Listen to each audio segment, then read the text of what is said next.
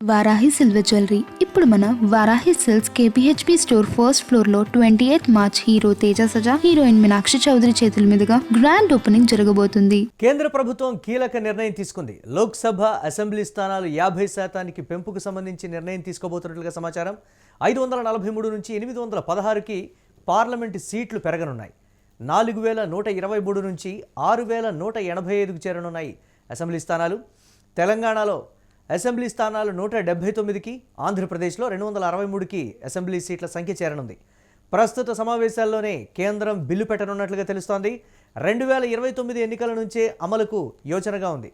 ముందుగానే మహిళా రిజర్వేషన్ కోటాకు సంబంధించి కూడా నిర్ణయం ఉండనుంది. ఎన్డీఏ భాగస్వామ్య పక్షాల సమావేశంలో అమిత్ షా క్లారిటీ ఇచ్చే అవకాశం ఉందని సమాచారం. దీనిపై మరిన్ని అప్డేట్స్ మా కరెస్పాండెంట్ క్రాంతి అందిస్తారు. క్రాంతి, ఏ విధంగా చూడాలి? నిజంగా 50% పెంపుకు సంబంధించి కూడా కీలక నిర్ణయం ఉండబోతోంది అనేటువంటి మాట. అసెంబ్లీ స్థానాలు అలాగే పార్లమెంటు స్థానాలకు సంబంధించి ఏంటి అప్డేట్స్ ఏంటి? ఓవరాల్గా ఏ విధంగా ఉంటుంది ఇది? ఎస్ మురళి, కేంద్ర ప్రభుత్వం ఎన్డీఏ సర్కారు ఒక కీలకమైనటువంటి నిర్ణయాన్ని తీసుకున్నట్టుగా స్పష్టమవుతోంది. ఇందుకు సంబంధించి ఏదైతే భారతదేశంలో ఉన్నటువంటి ఇటు లోక్సభతో పాటుగా అన్ని రాష్ట్రాలకు సంబంధించినటువంటి అసెంబ్లీ స్థానాలను 50% పెంచేందుకు వేగంగా అడుగులేస్తుంది. ఇందుకు సంబంధించినటువంటి బిల్ ఏదైతే ఉందో దాన్ని ప్రస్తుతం జరుగుతున్నటువంటి ఈ బడ్జెట్ సెషన్స్ లో సభ ముందుకు తీసుకురావడంతో పాటుగా దాన్ని ఆమోదించే ప్రక్రియను పూర్తి చేయాలనేటువంటి ఒక సంకల్పంతోనైతే నరేంద్ర మోడీ ప్రభుత్వం ముందుకు సాగుతుంది. ఇందులో భాగంగానే సోమవారం రోజున ఢిల్లీలో ఎన్డీఏ భాగస్వామ్య పక్షాల సమావేశం జరిగింది.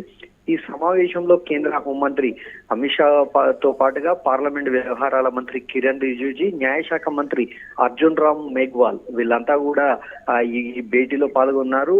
ఎన్డీఏ భాగస్వామ్య పక్షంలో ఉన్నటువంటి ప్రతి పార్టీకి కూడా ఆయా రాష్ట్రాల వారీగా వారి ప్రాతినిధ్యం వహిస్తున్నటువంటి ప్రాంతాల వారీగా ఈ కొత్త బిల్లు ద్వారా వచ్చేటువంటి ప్రయోజనాలు ఏంటి, అందులో ఉన్నటువంటి నష్టాలకు సంబంధించిన నివారణ మార్గాలు ఏంటి అనేటువంటి అంశాలన్నింటినీ కూడా కూలంకషంగా వివరించారు. అయితే మొత్తంగా అయితే ప్రస్తుతం లోక్సభలో ఉన్నటువంటి 534 స్థానాల నుండి ఈ సంఖ్య 816కు పెరగనుంది. మొత్తం దేశంలో ఉన్నటువంటి 4123 అసెంబ్లీ స్థానాల సంఖ్య ప్రస్తుతం ఉంది. ఈ సంఖ్య 6185కు చేరుకుంది. అయితే ఇందులో చూసుకున్నట్టయితే ప్రధానంగా మన తెలుగు రాష్ట్రాలకు సంబంధించి తెలంగాణలో ప్రస్తుతం ఉన్న 119 స్థానాలు 179 స్థానాలు పెరగనున్నాయి. అంటే ప్రస్తుతం ఉన్నటువంటి ఎమ్మెల్యేల సంఖ్య కన్నా 60 సీట్లు పెరగనున్నాయి. ఇటు ఏపీ చూసుకున్నట్టయితే 175 స్థానాలు ఉన్నాయి. ఈ 175 స్థానాలు 263 స్థానాలుగా పెరగనున్నాయి, ఇంక్రీజ్ గానున్నాయి. ఈ లెక్కన చూసుకున్నట్టయితే ఇక్కడ 87 స్థానాలు, ఇటు తెలంగాణలో 60 స్థానాలు, ఏపీకి వచ్చే వరకు 87 స్థానాలు ఇంక్రీజ్ గానున్నాయి. మొత్తంగా ఈ మొత్తం వ్యవహారం చూసుకున్నట్టయితే ఇటు లోక్సభ పరంగా కూడా ఏపీలో 20 స్థానాల నుంచి 38కి, అలాగే తెలంగాణలో 17 లోక్సభ స్థానాల నుండి 26కు పెరగనున్నాయి. ఏంటంటే ఏ ప్రాతిపదికన ఆయా స్థానాలకు సంబంధించి పెంపు జరుగుతుందనేది కూడా ఒకంత రాష్ట్రాలకు సంబంధించి కూడా ఎదురు చూస్తున్నటువంటి సిచ్యువేషన్. పలానా స్థానంలో ఈ ప్రాతిపదికన ఉంటుంది, మహిళా రిజర్వేషన్కి సంబంధించి కూడా ఈ విధంగా కేటాయింపులు జరుగుతాయని ఎక్కడ ఒక క్లారిటీ అయితే ఇప్పటివరకు రాలేదు కదా, అదే విధంగా ఉండబోతుంది అంటారు? అయితే మొత్తానికి ఈ మహిళా రిజర్వేషన్లు చట్టసభల్లో 33% మహిళా రిజర్వేషన్ కల్పించాలనేటువంటి బిల్లును కూడా 2023 సెప్టెంబర్ లో ఇదే ఎన్డీఏ ప్రభుత్వం ఆమోదించింది. అయితే దీని ఇంప్లిమెంటేషన్ మాత్రం 2034 తర్వాత అమలు చేయాలనేటువంటి ఒక కాజ్ను అయితే అక్కడ ఆ బిల్లులో పెట్టారు. అయితే ఇందుకు భిన్నంగా ఈ ప్రస్తుతం దేశంలో 26 జనాభా లెక్కలు అనేటువంటి ప్రక్రియ మొదలైంది. ఈ ప్రక్రియ 2027 మార్చి 1 పూర్తిగానుంది. అంటే ఎలక్షన్స్ ఏదైతే ఇప్పుడు ఇటు లోక్సభ కావచ్చు, అసెంబ్లీ స్థానాల సంఖ్య కావచ్చు ఇంక్రీజ్ అవుతాయో వాటికి సంబంధించినటువంటి ఇంప్లిమెంటేషన్ 2029 ఎలక్షన్స్ నుంచి, సార్వత్రిక ఎలక్షన్స్ నుంచి అమలు చేయాలనేటువంటి ఒక నిర్ణయానికి అయితే ప్రస్తుతం కేంద్రం వచ్చినట్టుగా తెలుస్తుంది. అయితే ఇందులో భాగంగా ఎప్పుడైతే ఈ 2027 మార్చి 1కి ఈ ప్రక్రియ అయితే జనాభా లెక్క ప్రక్రియ పూర్తవుతుందో ఈ ప్రక్రియ ఆధారంగా మహిళా రిజర్వేషన్స్ కు సంబంధించినటువంటి కోటాను కూడా ఈ కొత్త డిజిటైజేషన్ లో తీసుకురావాలనేటువంటి ఆలోచనలోనైతే కేంద్ర ప్రభుత్వం సాగుతుంది. స్పష్టంగా 2026-27 జనాభా లెక్కలు ఏవైతే ఉంటాయో ఆ ప్రక్రియ పూర్తయిన వెంటనే ఆ జనాభా లెక్కల ఆధారంగా అంటే 2027 జనాభా లెక్కలు అంటారు వాటిని. 2027 జనాభా లెక్కల ఫైనల్ రిపోర్ట్ ఏదైతే ఉంటుందో ఆ రిపోర్టు ఆధారంగా ఇటు మహిళా రిజర్వేషన్ ఇంప్లిమెంట్ కానుంది, అలాగే లోక్సభ అసెంబ్లీ స్థానాల పెంపు కూడా కొనసాగనుంది. ఎస్, దీనికి సంబంధించి రాజకీయ పార్టీలు కూడా ఎంతో ఆసక్తిగా ఎదురు చూస్తున్నటువంటి పరిస్థితి ఉంది. అంటే ఆ పొలిటికల్ మైలేజ్ వారికి కూడా వచ్చేటువంటి ఛాన్సెస్ ఉంటాయి కాబట్టి, సో అదే విధంగా ఉంటుందంటారు పొలిటికల్ సైడ్ చూసేటప్పటికి.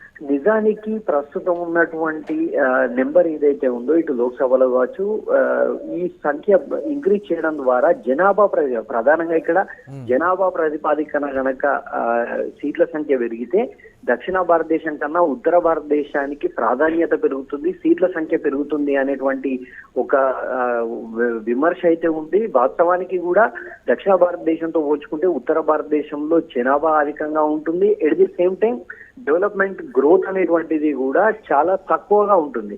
అయితే ఇప్పటి వరకు ఏదైతే నీతి ఆయోగ్ ఇస్తున్నటువంటి నిధుల పంపిణీ కావచ్చు, 16వ ఆర్థిక సంఘం రీసెంట్ గానే 16వ ఆర్థిక సంఘానికి సంబంధించినటువంటి నిధుల విభజన ప్రక్రియ అనేటువంటిది కూడా కేంద్రానికి సమర్పించింది.